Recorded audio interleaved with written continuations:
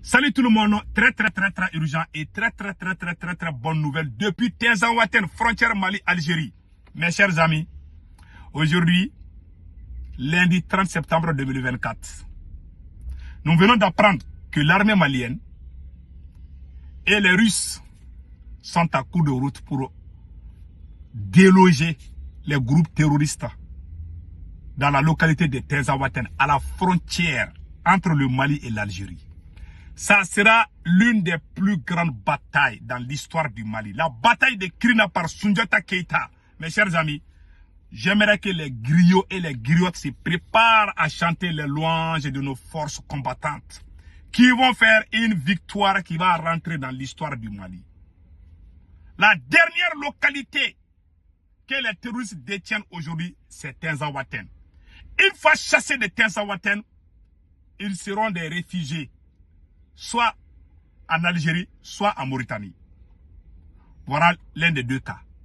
Donc, prions le Tout-Puissant Allah. Nous venons d'apprendre tout de suite, à travers beaucoup d'agents de la France, et à travers certains de nos informateurs aussi, tels que AS Info. Donc, nous allons lire ce que AS Info a écrit ici, tout de suite. Tinzaouaten, l'armée vise le dernier bastion du CSP Génima à la frontière algérienne.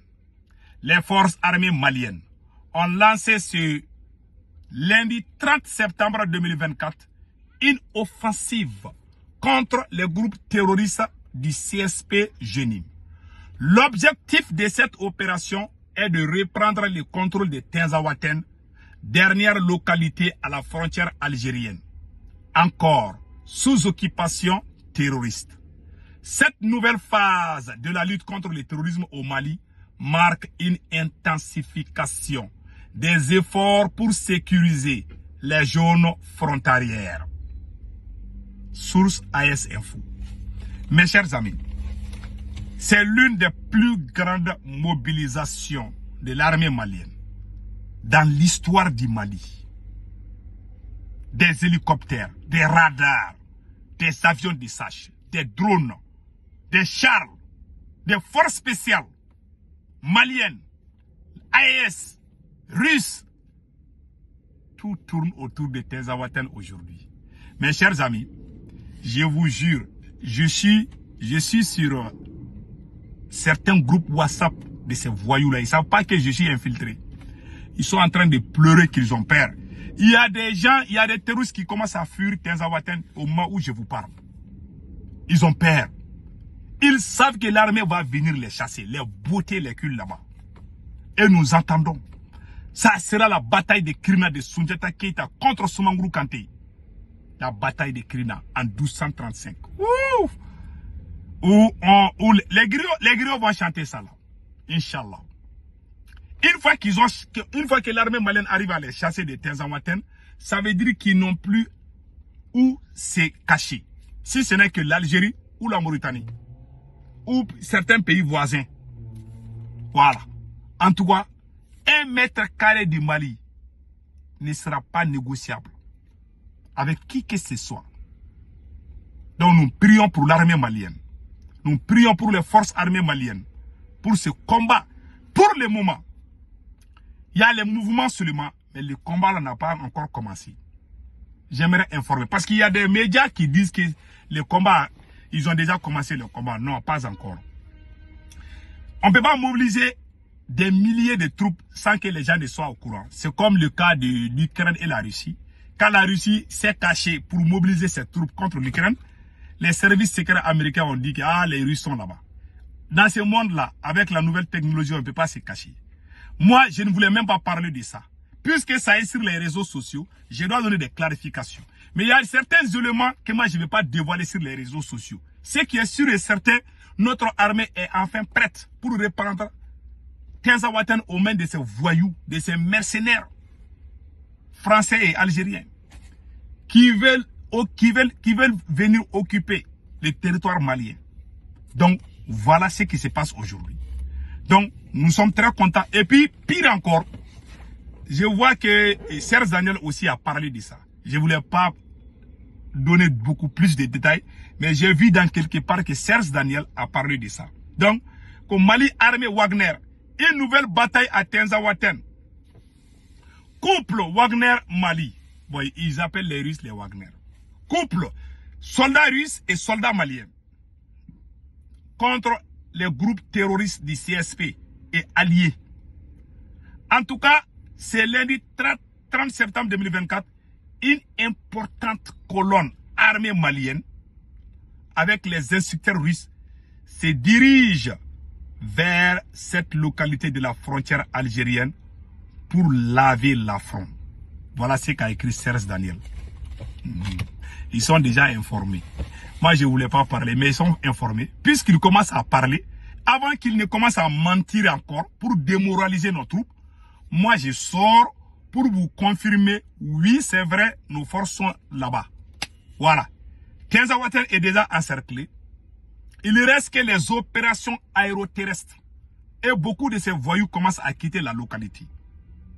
Donc, ça sera l'une des plus grandes batailles dans l'histoire du Mali. La bataille de Tinzaouaten va rentrer dans l'histoire du Mali. C'est pour ça que j'ai dit aux griots là, préparez vos guitares et vos tam-tams. Et les micros là, il faut boire du miel pour que vous soyez capable de bien chanter les louanges de nos soldats. Il faut que ça rentre. Il faut vous préparer. Voilà. Donc, je m'adresse aux griots du Mali, aux griots et aux griottes du Mali. Préparez-vous à chanter les louanges de nos héros qui vont reprendre tout le Mali. Donc, même 1 mètre carré, ça ne sera pas aux mains de ces voyous-là. Donc, d'après le ministre de la Défense, colonel Sadio Kamara, le Mali ne sera jamais divisé. Nous sommes sur cette logique. Nous supplions le peuple malien de soutenir cette armée. Cette armée est pour tous les Maliens. Les apatrides qui se mettent à se moquer de notre armée là, c'est des complices des terroristes. Donc, la deuxième chose que moi j'aimerais donner comme conseil, pardon, il ne faut pas venir nous chauffer les têtes avec des faux problèmes. Le président du Mali, c'est Assimi Goïta. Le premier ministre du Mali, c'est Choguel Kokala Maïga. Le ministre de la Défense, c'est Colonel Sadio Kamara. Il n'y a pas 2 présidents, il n'y a pas 2 premiers ministres, il n'y a pas 2 ministres de la Défense. C'est 1-1. Assimi est président, Choguel est ministre, premier ministre, Colonel Sadio Kamara est ministre de la Défense. Point barre. Soutenons la transition sur la base de la vérité. Moi, je n'aime pas les petits jeux là. Les gens qui s'attaquent au premier ministre, les troupes qui sont au front, ils ne sont pas du tout contents de ce que vous faites à Bamako. Je vous jure. Moi, mon objectif, c'est mon pays. Ce n'est pas les hommes. Assimi va partir, le Mali va rester. Choguel va partir, le Mali va rester. Moi-même, je partirai un jour et le Mali restera.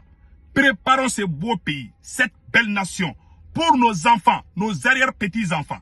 Si nous commençons à nous quereller, des querelles enfantines, pardon, il ne faut pas nous amener dans ces faux problèmes.